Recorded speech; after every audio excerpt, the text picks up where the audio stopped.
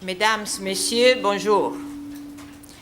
Je vous remercie d'être venus au siège de la Cour pénale internationale à La Haye pour l'ouverture du procès à l'encontre de Jean-Pierre Bemba Gombo.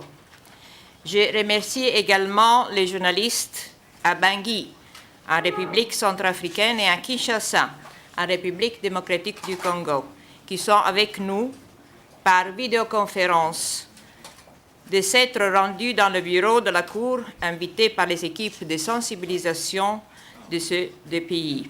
Suite à l'arrestation de Jean-Pierre Bemba Gombo et à son transfèrement à La Haye le 3 juillet 2008, la Chambre préliminaire a confirmé à son encontre des charges de crimes de viol, meurtre et pillage, constituant des crimes de guerre et des crimes contre l'humanité. 28 audiences publiques ont été tenues et 142 décisions rendues. 759 victimes ont été autorisées à participer à ce procès. Et la Chambre de première instance continue d'examiner plus de 500 autres demandes. Seul un procès équitable permettra à la justice de remplir son rôle au sein de la lutte contre l'impunité, des crimes qui, selon le texte du statut de Rome, touchent l'ensemble de la communauté internationale et heurtent profondément la conscience humaine. Assurer l'accès des victimes à la justice, tout en garantissant les droits de la défense, constitue l'équilibre nécessaire pour l'équité d'un procès. Les juges veillent à cet équilibre. Je vous remercie de votre écoute.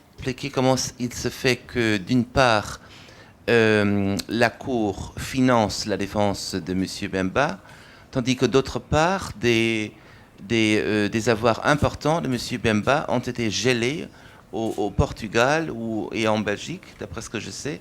Donc pourquoi est-ce que ces fonds gelés ne sont pas utilisés immédiatement pour financer la défense de M. Bemba?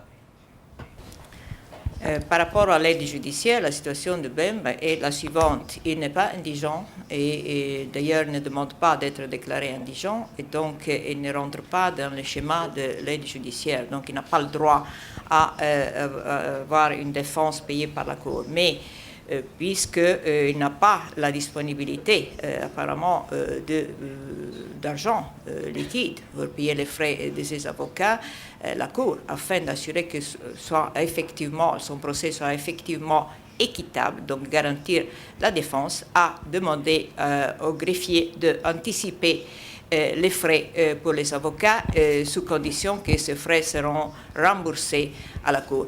Je dis prochainement, je souhaiterais que très prochainement la Cour puisse recevoir les remboursements de la part de Bemba. Tout dépend de la coopération des États. Si les États coopèrent bien avec nous et si Bemba aussi coopère bien avec le greffe, en déclarant les biens qu'il dispose, et alors on peut arriver à une bonne conclusion sur cet aspect, c'est-à-dire que cette anticipation soit restituée, soit remboursée à la Cour.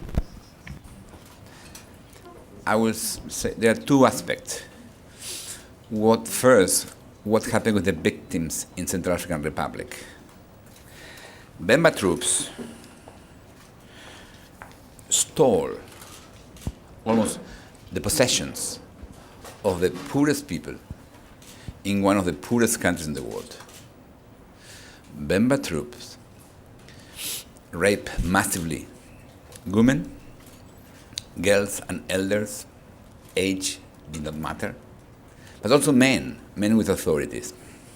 So basically, these rapes are gender crimes of domination and humiliation, to destroy them as a community. The prosecutor office is standing for them, will present in court what happened to them, will transform their stories into evidence. Evidence will allow to convict Jean-Pierre Bemba. Victims cannot be ignored. And that's the message. Central African Republic victims will not be ignored. But the second aspect of this trial, why the trial is so important, is the prosecutor office is not saying that Jean-Pierre Bemba committed crime personally, he raped no woman, or that even we are not saying he ordered, but he did not control his troop. And that is the responsibility of the commander. And in this sense, this decision will be crucially important. Je suis Albert Mbaya du quotidien L'Agora. Voici ma question. Je voulais en tout cas m'appesantir sur la question de la preuve. Si l'instruction contre Jean-Pierre Bemba durait après 3 années et qu'aujourd'hui on en est au stade d'un procès, cela suppose que des preuves suffisantes ont été déjà rassemblées. Moi je voulais savoir sur quel type de preuves le procureur va-t-il asseoir cette accusation contre Jean-Pierre Bemba. Est-ce qu'il y a des documents écrits? Y a-t-il des documents visuels qui prouvent réellement que c'est Mbemba qui était aux commandes de ces troupes en RCA? Thank you for your question. We'll present the evidence before the judges, so the judges will make a decision. And we strongly believe there are more than enough evidence. In fact, normally in this type of cases, you have to show a difficult part is to prove that the commander has real authority and the control of the forces. In this case, it's so easy. MLC is the army, is owned by Jean-Pierre Bemba. Jean-Pierre Bemba created it, financed it, to make money and to make power. So Jean-Pierre Bemba created this army to make money and power, and that's the point for us. You will not make money or power committing atrocities. You will go to jail. That's the message. Don't worry about the evidence. We have all the evidence we need, and the judges will evaluate them. Mais qui sont les victimes qui participent aux procédures? Je crois qu'il est nécessaire de comprendre qu'il s'agit d'hommes, de femmes et d'enfants dont l'histoire témoigne de la nature particulièrement cruelle des crimes qui les ont accablés, mais également de leur caractère étendu au point de vue géographique et numériquement important, au égard de la portée des attaques et des crimes commis. Des victimes pour lesquelles les traumatismes liés aux événements qu'elles ont vécus occupent encore l'essentiel de leur quotidien. Elles attendent une justice attentive et indépendante, impartiale, transparente et affective, à l'écoute et respectant le droit de chacun des participants. Une justice à même d'établir la vérité sur les crimes qui ont été commis entre octobre 2002 et 15 mars 2003 en République centrafricaine. Briser le silence, c'est en grande partie ce à quoi aspirent les victimes aujourd'hui. Briser le silence pour être entendues, faire connaître les injustices qu'elles ont vécues et partager leur réalité. Briser leur silence et briser le silence du monde sur les événements terribles auxquels elles ont été confrontées. Le silence pour elles, qu'on freine à la justice, et la parole, en revanche, comme premier pas vers l'établissement de la vérité et vers un accès à la justice. Lydie Matadi, de RTGA Radio. Je voudrais savoir, je pose la question aux représentants des victimes, est-ce qu'on peut savoir quels sont vos sentiments maintenant que le procès commence et qu'est-ce que vous attendez de ce procès? Deuxièmement, êtes-vous prêt à accepter le verdict de la Cour pénale internationale, même si Jean-Pierre Bemba est acquitté? Merci. Ce que nous attendons de ce procès, c'est bien évidemment que justice puisse être rendue aux victimes. Parce qu'à ce que je sache, il n'est pas contesté que sur le terrain, il y a eu des viols en masse, que le viol a été en quelque sorte institué comme étant une arme de guerre, qu'il y a eu des pillages. Donc ce fait-là est établi. Maintenant, la question de savoir à qui imputer ces faits, c'est la question qui se pose. Et nous pouvons faire toute confiance à la Cour, au vu des preuves qui seront produites par monsieur le procureur et au vu des preuves qui seront produites également par les victimes, de statuer en toute connaissance de cause.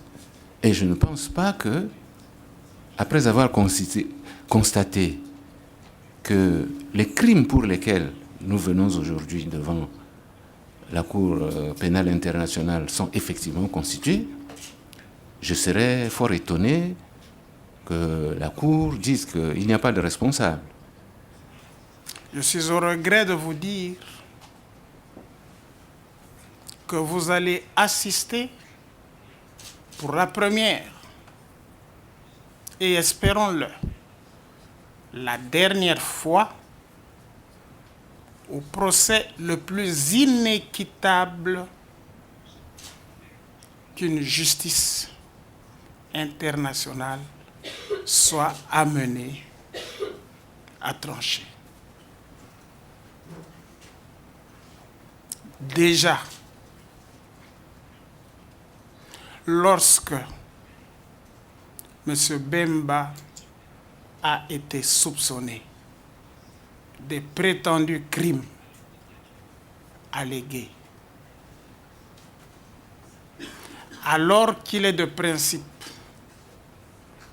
repris dans le statut de Rome que la liberté est la règle et que la détention est l'exception, et qu'en sur base de ce principe, la comparution devant la Cour est faite d'abord sur la base d'un mandat. La Cour l'a bien fait, pas plus tard qu'il y a 2 ou 3 mois, dans l'affaire Abou Garda, en respect de ce principe. M. Bemba, lui, n'a pas bénéficié de ce principe. Le procureur s'est empressé